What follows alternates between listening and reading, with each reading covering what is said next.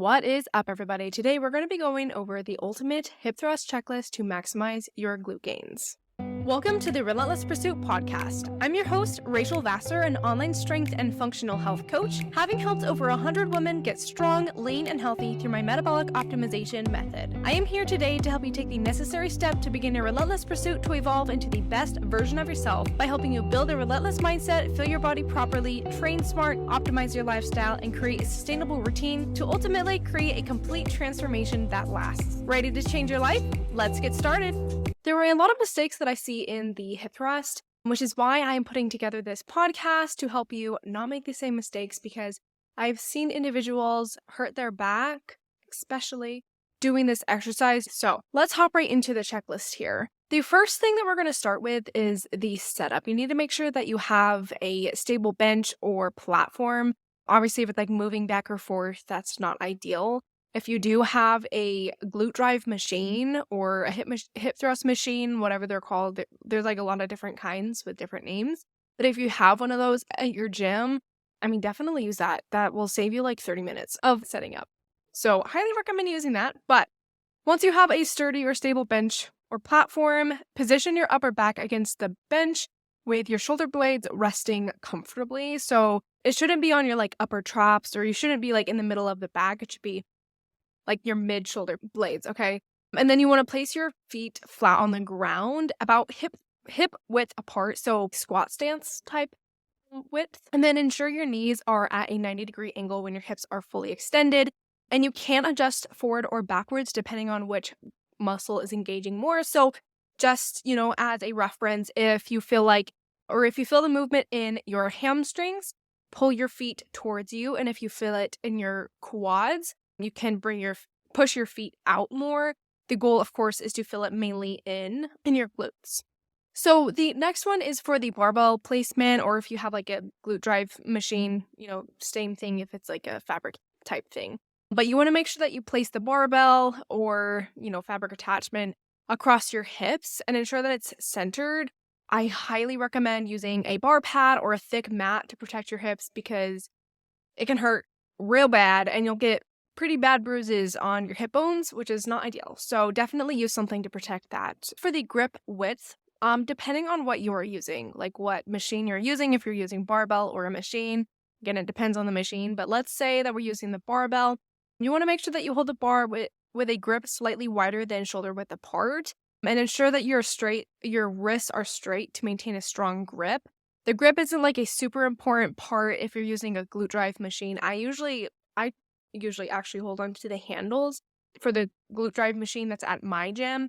But if you're using a barbell, the grip is a really important part in helping keep it straight on your body so it doesn't like go side to side. And it also helps like just the biomechanics of things. So make sure that you hold it, hold the bar about shoulder width apart outside your legs and have a strong grip there. One big mistake that I see in the hip thrust is people just like throwing on super heavy weight and then going at it. Same with any other compound movement. I highly recommend warming up. Well, obviously warming up for your overall warm up, but also like working up in weight instead of just throwing on a ton of weight and get going. As with anything, super heavy weight does have a risk of injury, right? So making sure that you're warming up will significantly decrease your risk of injury. So definitely, let's say if you're like working at 315, I'd probably throw on like a 45, do some reps of that. I'd throw on another plate, do some reps of that, and then put on 315. And then you can do that as your top working sets. All right, the most important one here is pelvic alignment. If you're going to listen to any of the tips here, I highly recommend listening to this one, because this is the biggest mistake that I see in the hip thrust. And I have seen people, tweak their back, hurt their SI joints, whatever, when doing this movement. So really make sure that you start this movement with your pelvis in a neutral position. And I want you to avoid overarching or tucking your pelvis during the movement. I see a lot of people, what it looks like, they're like twerking when they're hip thrusting, and that's not what you want to do, okay? You want to make sure that you keep your pelvis as neutral as possible. Sometimes, especially when the weight is super heavy, there can be a little bit of movement in there. That's fine, but as long as like the movement isn't your hips and lower back moving, all right? So I want to explain this a little bit further, along with the 6th checklist here, engage your core muscles.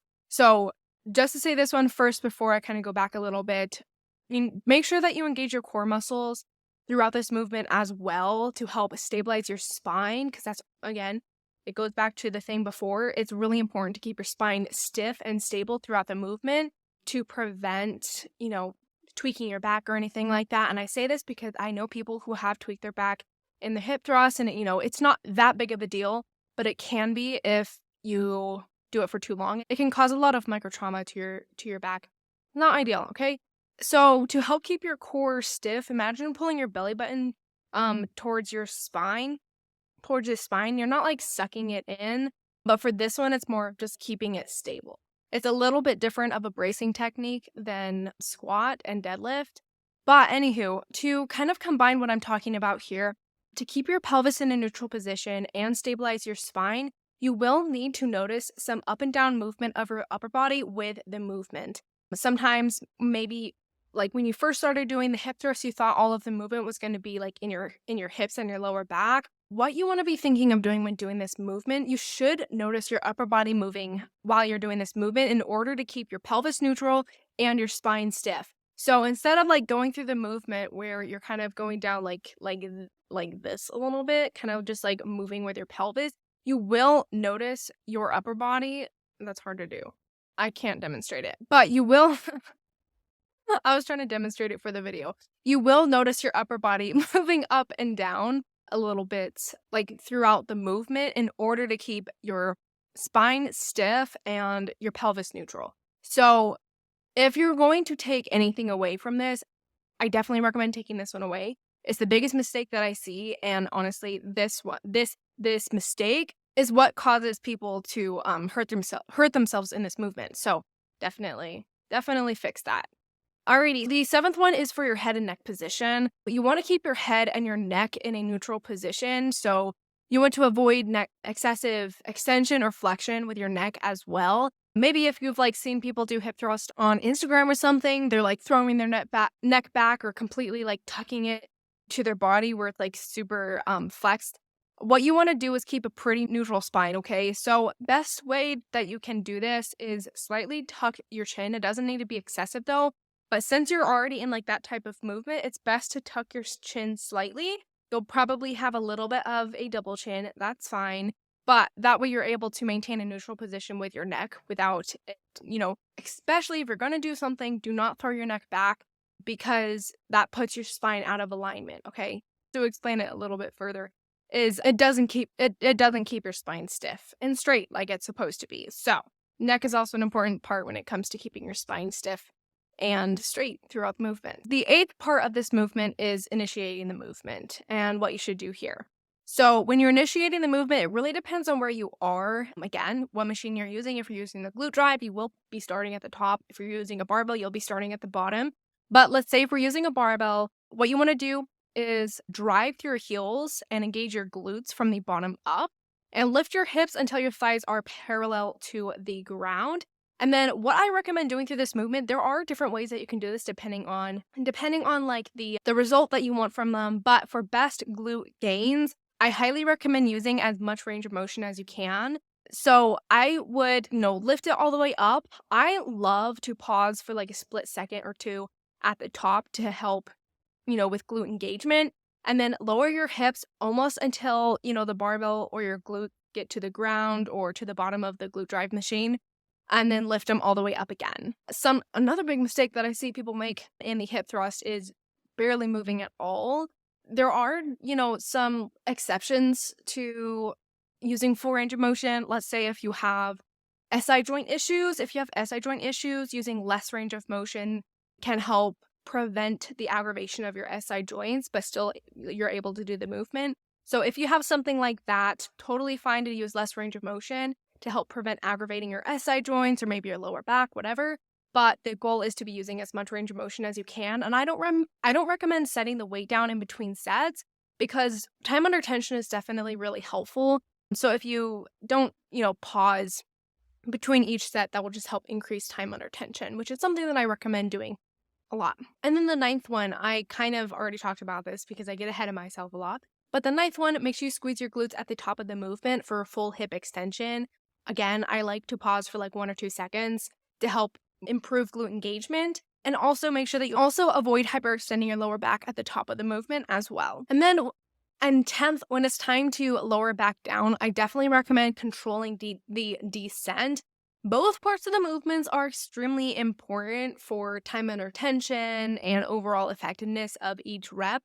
So lowering the barbell down in a controlled manner can just help maintain tension in your glutes, help you engage your glutes better, and just help, optimize technique and get the most out of each rep, right? As I mentioned a little bit before. So try to avoid rapid or uncontrolled movement because you're not getting the benefit out of each rep and each exercise and each set, as you could. So that's with any exercise though. Remember that. So I think we're at 11th one is foot placement. So make sure that you keep your feet flat on the ground throughout the movement and ensure that your weight is evenly distributed between both feet. Obviously, we don't want to be building like one glute more than the other. So make sure that you're engaging both glutes as evenly as possible. And then, of course, you don't want to be like going on your toes or something like that through the movement. That's another mistake that I see people make is like going on their toes when they're trying to do the movement. So make sure that you keep your feet flat. That's really important. And the 12th one is full range of motion. Again, I tend to cover a lot of things in one thing, so we already went over this. So I'm not going to go over it again, but make sure that you use full range of motion without compromising form. That's definitely really important. Now, the next one that I want to cover is breathing. Another big mistake that I see is people forgetting to breathe during the movement. So make sure that you inhale before lowering the bar and exhale as you lift the bar so you're able to maintain a consistent breathing pattern. You should be able to do this consistently for each rep because it shouldn't be super quick reps. Like let's say if you're doing bicep curls or something like that. So you should be able to breathe or inhale when you're lowering the bar and exhale when you lift consistently to make sure that you're giving your body oxygen so it's able to keep going and finish out the set. And the 13th little tip here is make sure that you implement progressive overload, all right? Gradually increase the weight over time, and this will help promote muscle growth and strength gains. And also make sure that you focus on maintaining good form as you progress because we all know, form is extremely, extremely important for, getting the most that you can out of each exercise and preventing injury. Both really good things. So make sure you focus on your form and then progress as you can so you're able to promote the most muscle gain and strength gains as you can. And the last one that I want to go over is rest and recovery. Make sure that you allow sufficient rest in between each set. Since this is a compound movement, it does take more out of you. So making sure that you rest appropriately in between each set is really important. Depending on the intensity, what reps you're working at, where it is in your set, it can be anywhere from 1 to 3 minutes, maybe more if you're like going super heavy. But 1 to 3 minutes is usually a good range that works for most individuals. And lastly, I just want you to remember that individual variation may exist, and it's really important to listen to your body and adjust appropriately. I did give a few examples of how things can change depending on the individual or how you feel in the movement. But overall, make sure that you focus on form, implement progressive overload, and if you're going to follow any of the tips, please keep your pelvis neutral and your spine stiff and straight. Alrighty. Hope this was able to help you. If you have any questions, please shoot me a DM at Rachel's Fitness LLC, and I would love to chat. Thanks for listening to another episode of the Relentless Pursuit podcast. If you enjoyed the episode, be sure to follow for more. If you have any questions, feel free to shoot me a DM on my Instagram at Rachel's Fitness LLC with 2 A's. Until next time, be relentless.